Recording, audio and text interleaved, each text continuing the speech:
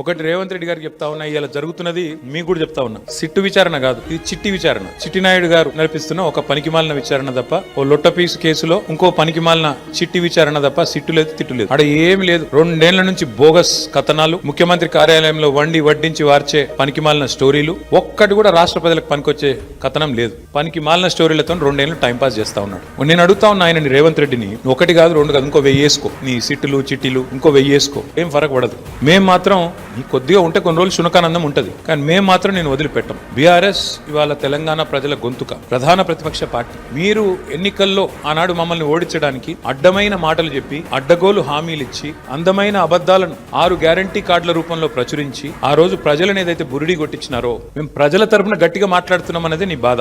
ఇవాళ ఎట్లా ఉన్నదంటే నీ వ్యవహారం రేవంత్ రెడ్డి గారు, అదృష్టం అందలం ఎక్కిస్తే బుద్ధి మాత్రం ఇంకా బురదలనే ఉన్నది రేవంత్ రెడ్డి.